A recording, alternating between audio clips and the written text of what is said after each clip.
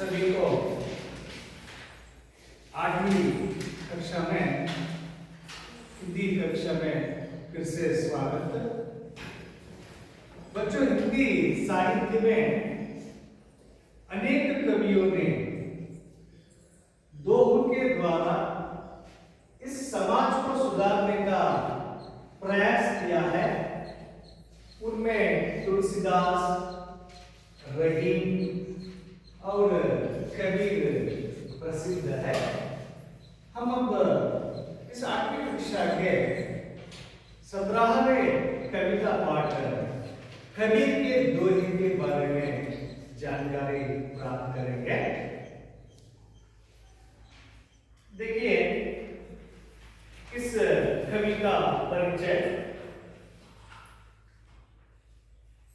कबीरदास 1398 में इनका जन्म हुआ है और इनका मरण 1518 में हुआ है।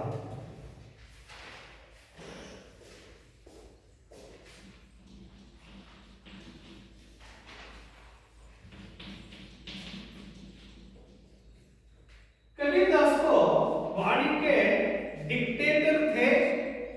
नीरू नीमा नामक मुसलमान जुलाहा दंपति ने उस परिवार में उनका पालन पोषण होता है। कबीरदास के पालन पोषण किए हुए ये है जुलाहा दंपति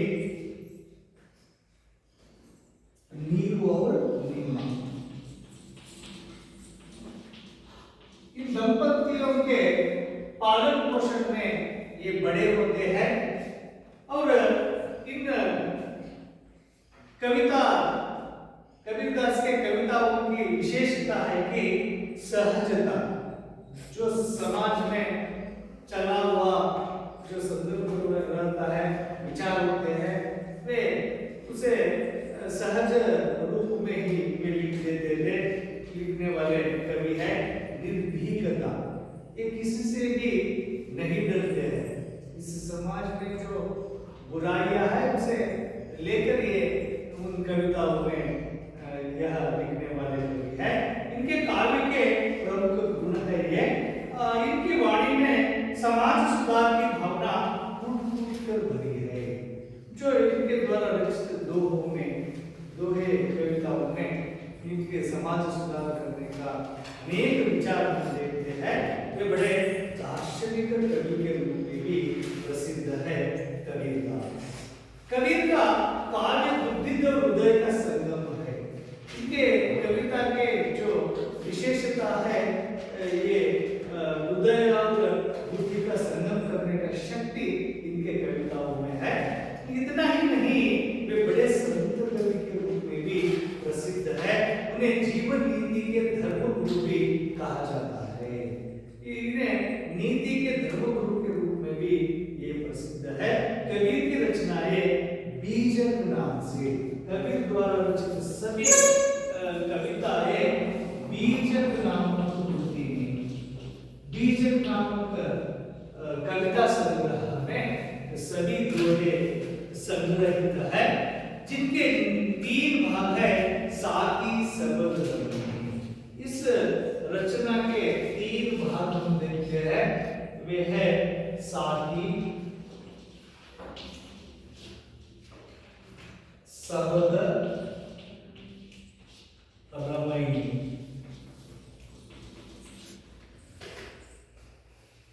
आइए अब कविता पाठ देखेंगे। ऐसी बानी बोलिए मन का आखा खोया, औरन को शीतल करे आपहु शीतल होया। सांझ बराबर तप नहीं, झूठ बराबर पाप, जाके हृदय सांझ है ताके हृदय आप। बड़ा भया तो क्या भया, जैसे पेड़ खजूर, पंथी को छाया नहीं, फल लगे अति दूर। दुख में सुमिरन सब करे, सुख में करे न खोया। जो सुख में सुमिरन करे तो दुख काहे खोया। इस कविता को आप भी पढ़िए। जयश्री पढ़ो।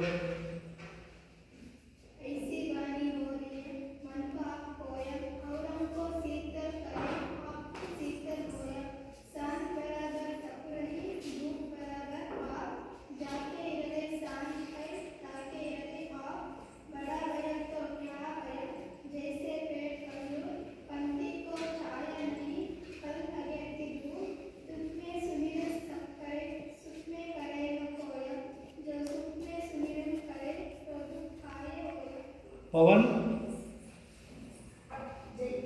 ऐसी वाणी बोलिया मन का खोया औरों को शीतल करे अपाओं शीतल होया सांझ बराबर तप नहीं झूठ बराबर पाप जाके हृदय सच है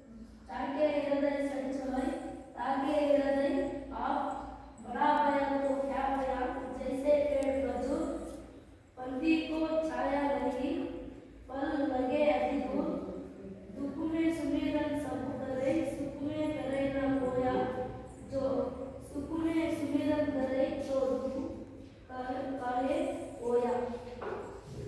भारती।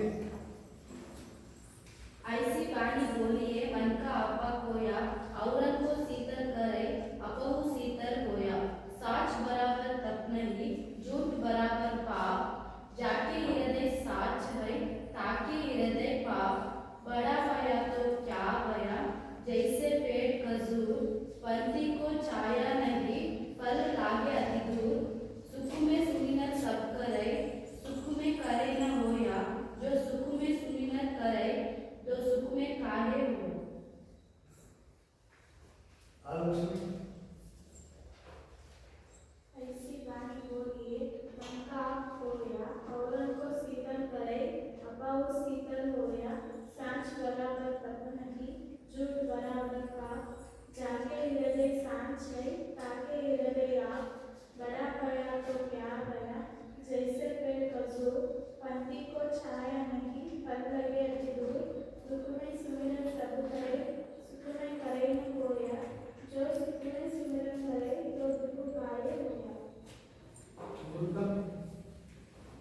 ऐसी वाणी बोलिए मन का खोया औरों को शीतल करे आपको शीतल होया साच बराबर तप नहीं झूठ बराबर पाप जाके हृदय साच है ताके हृदय आप बड़ा भया तो क्या भया जैसे पेड़ खजूर पंक्ति को छाया नहीं फल लगे अति दूर दुख में सुमिरन सब करे सुख में सुमिरन करे न खोया जो सुख में सुमिरन करे तो दुख काहे होया।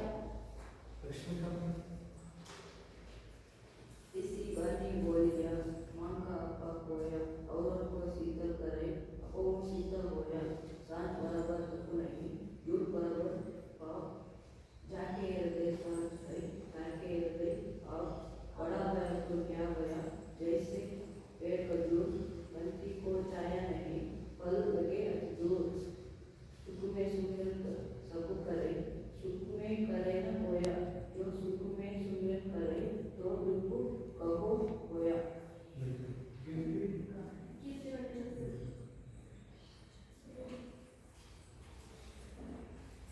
ऐसी वाणी बोलिए मन का आपा खोया औरों को शीतल करे अपाओ शीतल होया सांझ बराबर तप नहीं झूठ बराबर पाप जाके हृदय सांझ करे ताके हृदय आप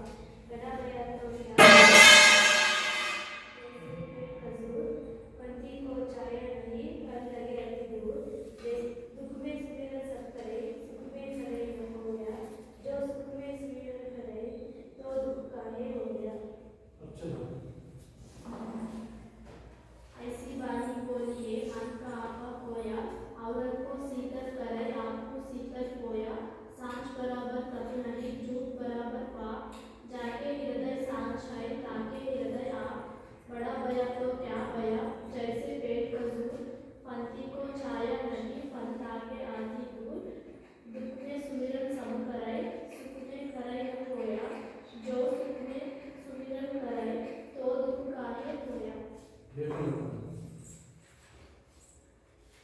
कवि के बोल ऐसी वाणी बोलिए मन का खोया औरत को शीतल करे अपाऊ शीतल होया सांझ बराबर तप नहीं झूठ बराबर पाप जाके हृदय सांझ नहीं ताके हृदय आप बड़ा भया तो क्या भया जैसे पेड़ का दूर पत्नी को छाया नहीं फल लगे अति दूर दुख में सुमिरन सब करे सुख में करे न कोया जो सुख में सुमिरन करे दो दुख काए होया।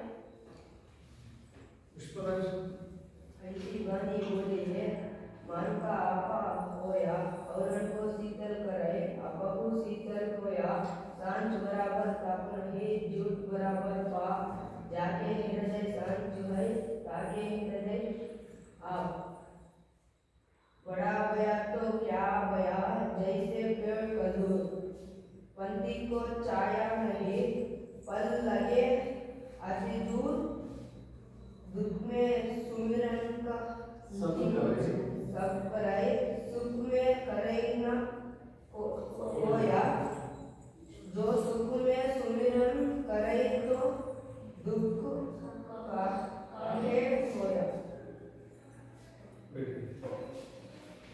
इस कविता का आशय है अच्छे गुण स्वभाव से मनुष्य को मान सम्मान की प्राप्ति होती है। जिस व्यक्ति में यह गुण होता है अच्छे गुण और स्वभाव होते हैं ऐसे व्यक्ति को समाज में मान सम्मान अपने आप ही मिल जाता है। बुराई से परस्पर स्नेह भाव बढ़ नहीं सकता है। व्यक्तियों में कभी बुराई यदि रहती तो वे स्वभाव से उनका जो परस्पर स्नेह भाव अन्य लोगों से भी बढ़ता है। मन वचन और कर्म से पवित्र रहो। कबीर कहते हैं मन वचन से आप पवित्र रहो तो यही भगवान की भक्ति का सच्चा रूप है। जिस व्यक्ति मन से वचन से और कर्म से वे पवित्र रहता है उन्हें भगवान अपने आप उन पर वे भगवान का आशीर्वाद कभी भी रहता है। इनको हम बढ़ाना है तो क्या क्या करना है इसके बारे में कबीरदास जी ने दोहे में बताया है। देखिए एक एक करके कबीर कहते हैं ऐसी वाणी बोलिए मन का आपा खोया औरत को शीतल करे आप शीतल होया। यह इसका भावार्थ देखिए। कबीर कहते हैं कि इन कविताओं के पंक्तियों में आप ऐसे वचन बोलिए लोगों आप ऐसे वचन वचन का मतलब है मातो ऐसा वचन बोलिए इसी जिसके आपका अहंकार मिट जाए। आप जो बात करते हैं उन बातों से आपके मन में यदि अहंकार है या रहेगा तो वह मिट जाना चाहिए। ऐसी बातें आप बात करते रहे तो आपकी बोल से दूसरों को शीतलता मिले। आपकी उन मधुर वाणी से दूसरे लोगों को शीतलता मिल जाए अपना मन भी शीतल हो जाए। आप भी शीतल हो जाते हो। मैं बहुत अच्छी बातें बताता हूँ आप भी अपने आपको भी और दूसरों को भी शीतलता मिल जाए। ऐसी बातें को आप बोलिए करते हैं। कहने का तात्पर्य है ऐसे मीठी वचन बोलने के लिए क्यों कहते हैं कबीरदास जी ने कि हमारी वाणी सुंदर और मीठी होनी चाहिए। उसे सुनकर दूसरों के मन की कड़वाहट दूर हो। यदि आपके बातों को सुनकर वो सुनने वाले के मन में यदि कड़वा वचन बोलने की आदत रहे तो वही भी मिट जाए। उसकी जो कड़वापन मिट जाए। ऐसी बातें आप बताते रहिए और वे भी हमारे साथ मीठा व्यवहार करने के लिए प्रेरित हो। यदि आपके वचन सुनकर वो कड़वा वचन बोलने वाले व्यक्ति रहे तो आपके वचन के प्रभाव से वे भी मीठे वचन बोलने की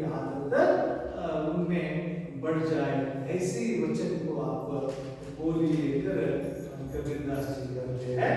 और दूसरी पंक्ति में कहते हैं सांच बराबर तप नहीं, झूठ बराबर पाप।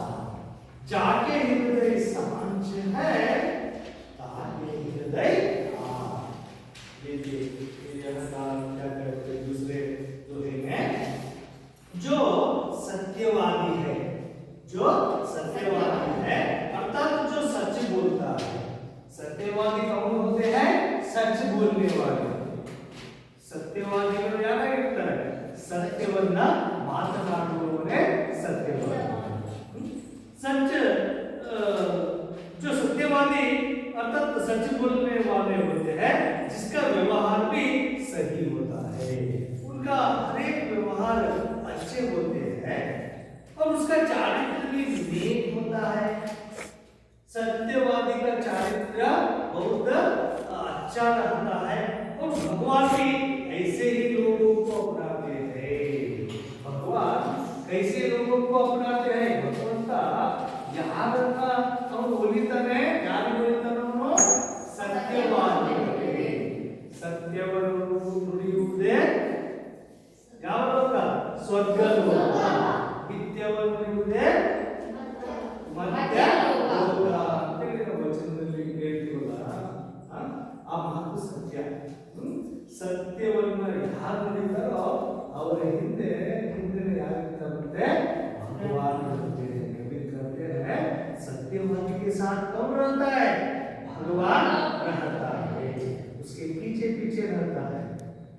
ಯಾರು ಸತ್ಯವಾದಿ ಇರ್ತಾರೋ ಹೆಗಲ ಮೇಲೆ ಭಗವಂತ ಇರ್ತಾನೆ ಅಂತ ಎಲ್ಲ ದಾರ್ಶನಿಕರು ಹೇಳ್ತಿರ್ತಾರೆ। ಹಾಗಾಗಿ ನಾವು ಏನಂತ ಹೇಳೋದನ್ನು ತಿಳಿಸ್ಕೋಬೇಕು? ಸತ್ಯದ ಶಕ್ತಿಯ ಬಗ್ಗೆ ನಿಮಗೆ ಗೊತ್ತು ಅಲ್ವಾ?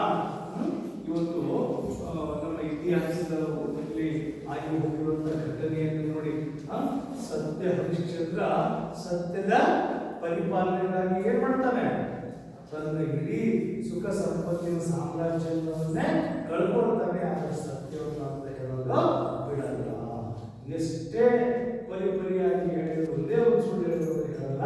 ಹಾಗಾಗಿ ಅವರು ಸತ್ಯ ಹರಿಶ್ಚಂದ್ರ ಅಂತೇಳಿ ಖ್ಯಾತಿಯನ್ನು ಪಡ್ಕೊಂಡಿದ್ದಾನೆ ಅಲ್ವಾ? ಸತ್ಯಕ್ಕೆ ಮತ್ತೆ ಸತ್ಯ, ಅಹಿಂಸೆ ಮತ್ತು ಸತ್ಯಾಗ್ರಹದ ಮೂಲಕ, ಅಹಿಂಸಾ ಮಾರ್ಗದ ಮೂಲಕ ಮಹಾತ್ಮ ಗಾಂಧೀಜಿ ಏನ್ ಮಾಡಿದ್ರು? ನಮ್ಮ ಭಾರತ ದೇಶಕ್ಕೆ ಸತ್ಯಕ್ಕೆ ಇಂತಹ ಶಕ್ತಿ ಇದೆ ಎಂದ ದುಷ್ಟ ಶಕ್ತಿಯನ್ನು ತಲೆ ತಗ್ಗಿಸುವಂತೆ ಮಾಡುವಂತಹ ಒಂದು ಶಕ್ತಿ ಸತ್ಯಕ್ಕೆ ಇದೆ। ಹಾಗಾಗಿ ಸತ್ಯಮೇವ ಜಯತೆ ಅಂತ ಹೇಳೋದನ್ನ ನಾವೆಲ್ಲ ನೋಡಿದ್ದೀವಿ। ಸತ್ಯಕ್ಕೆ ಜಯ ಅಂತೇಳಿ ಇಲ್ಲಿ ಸತ್ಯವನ್ನು ನಾವೇನ್ ಮಾಡ್ಬೇಕಂತೆ ಅವ್ರು ಹೇಳ್ತಾರೆ? ಸತ್ಯವನ್ನು ನಾವು ಮಾತಾಡಬೇಕು। ಅವರ ಒಂದು ಚರಿತ್ರೆ ಏನಾಗಿರುತ್ತೆ ತುಂಬಾ स्पष्टವಾಗಿರುತ್ತೆ। कभी भी सच्चाई के बारे में कहते हैं और ಹೇಳ್ತಾರೆ सत्य बोलने के समान कोई तपस्या नहीं। सत्यವನ್ನು ಮಾತನಾಡೋದಕ್ಕೆ ಸಾಕು, सत्य को बोलते रहने से हम उसके वजह से कोई तपस्या करने की जरूरत नहीं है। ನಾವು ಸತ್ಯದಲ್ಲಿ ನಾವು ಮಾರ್ಗದಲ್ಲಿ ನಡೆದಂತ ಹೋದ್ರೆ ಸಾಕು, ನಾವು ತಪಸ್ಸನ್ನು ಮಾಡೋ ಅವಶ್ಯಕತೆ ಇಲ್ಲ। तपस्या नहीं, साधना नहीं, इसके विरोध में झूठ बोलने या झूठ व्यवहार से बढ़कर कोई पाप नहीं। कभी ಹೇಳ್ತಾರೆ ಸುಳ್ಳು ಹೇಳೋದು ಇದೆಯಲ್ಲ ಅದಕ್ಕಿಂತ ದೊಡ್ಡ ಪಾಪ ಮತ್ತೊಂದು ಇಲ್ಲ। झूठ से बराबर कोई पाप नहीं है ऐसे कहते हैं। और बुरा कर्म नहीं है जिसके दिल में सच्चाई होती है, जो हमेशा सच बोलता है, सही मार्ग पर चलता है, भगवान भी उसके हृदय में निवास करते हैं। भगवान किसके हृदय में निवास करते हैं? सच्चाई बोलने वाले लोग, उनके हृदय में भगवान क्या करता है? उनके दिल में हृदय में निवास करते हैं कर कबीर करते हैं। और कहने का तात्पर्य है कि भगवान को भी सत्यवादी ही प्रिय लगता है।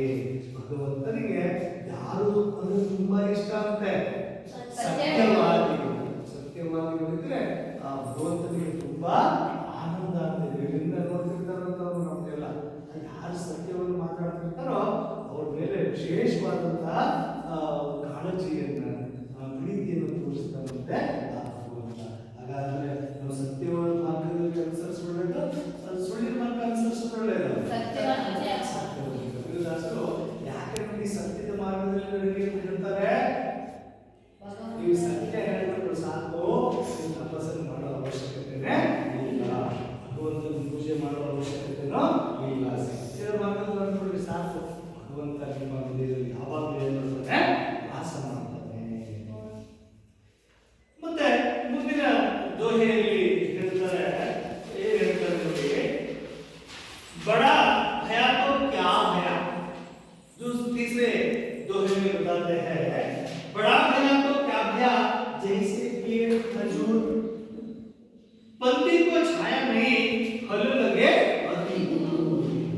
देखिए तीसरे दोहे में कहते हैं, क्या कहते हैं, इंसान धन दौलत या पद अधिकार से चाहे जितने भी बड़ा बने, इंसान का मतलब है मनुष्य, मानव।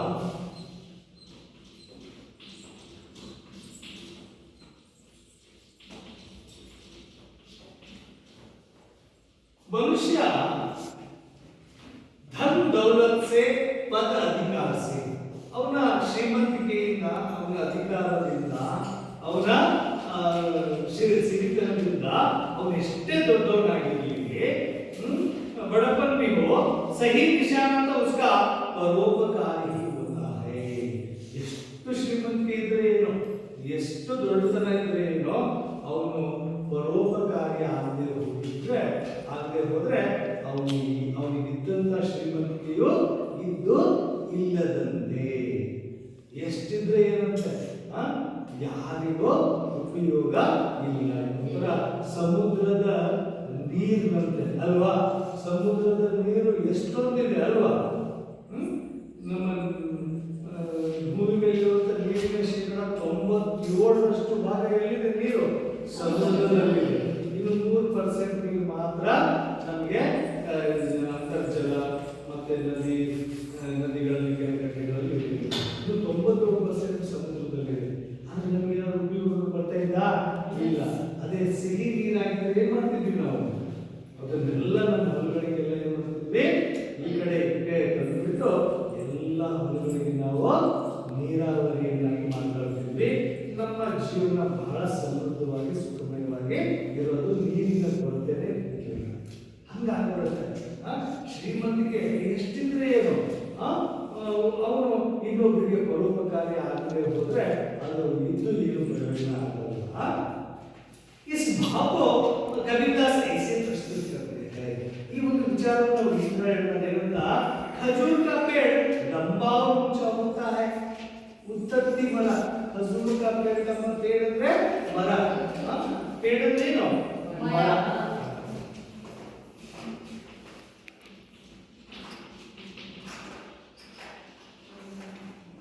पेड़ का वृक्ष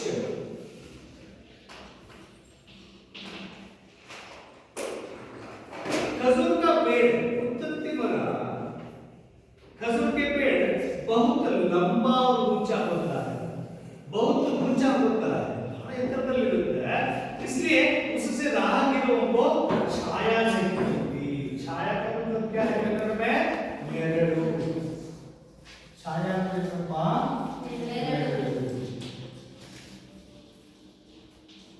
उत्तरती ಮರ ರಸ್ತೆ ಪಕ್ಕದಲ್ಲಿ ಇದ್ದು ಇದ್ರೆ, ಅದು ತುಂಬಾ ಎತ್ತರದಲ್ಲಿ ಬೆಳೆದಿದ್ರೆ ಅದು ಇದ್ದು ನಮಗೆ ಏನಾದ್ರು ಪ್ರಯೋಜನ ಆಗುತ್ತಾ?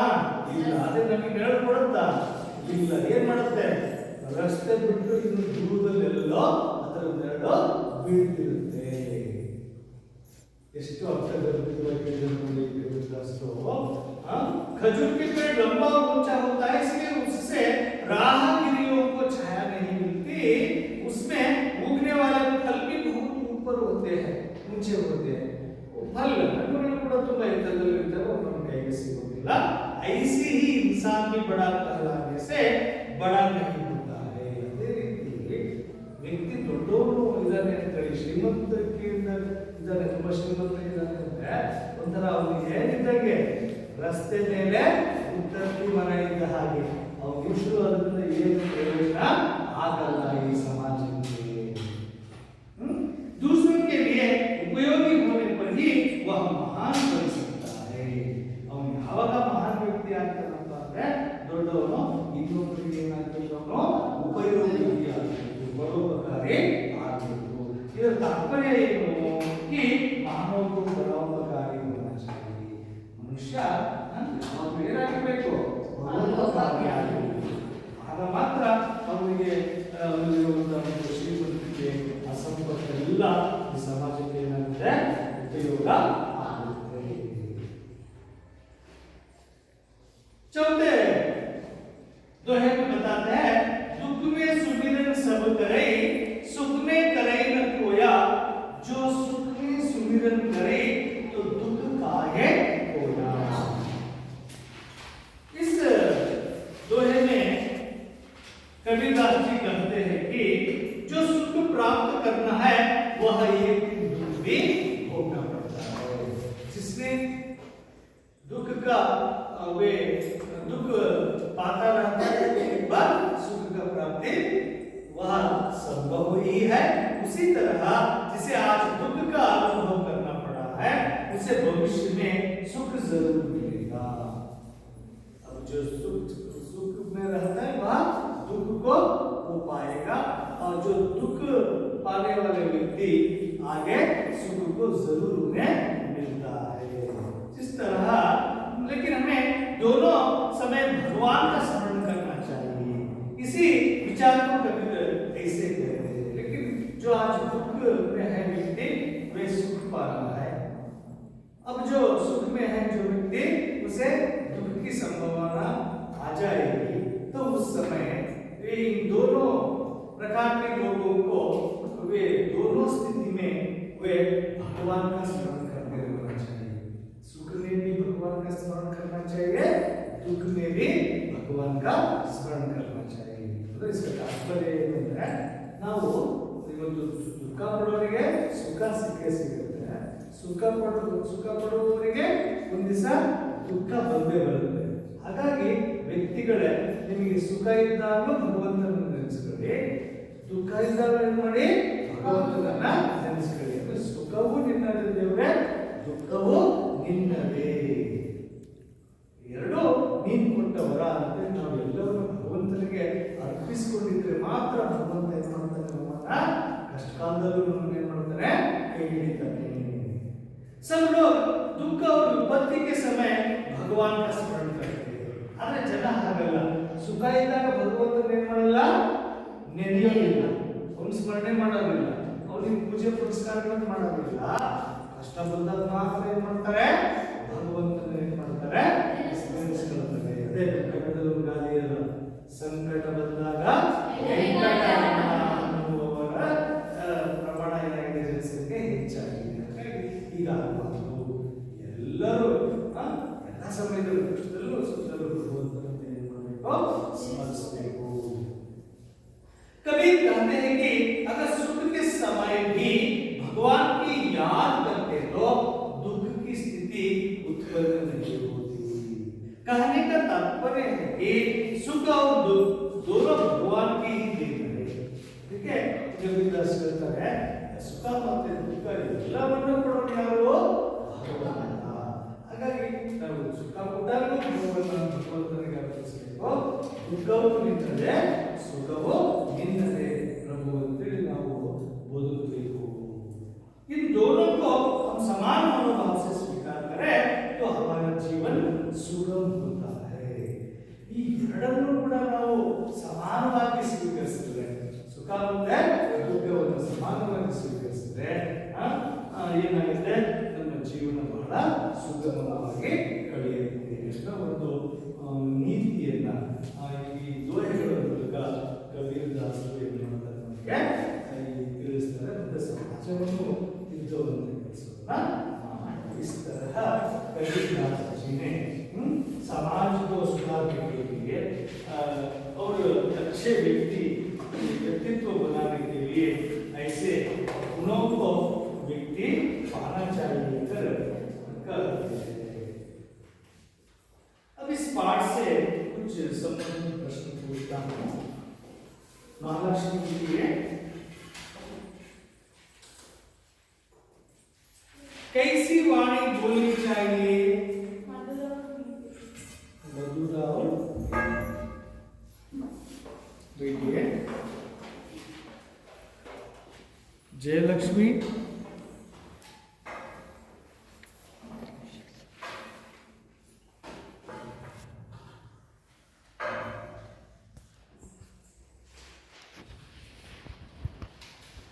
कबीर सच्चाई और झूठ को किसके समान मानते हैं? बहुत बड़े देखिए और किसके हृदय में ईश्वर रहता है?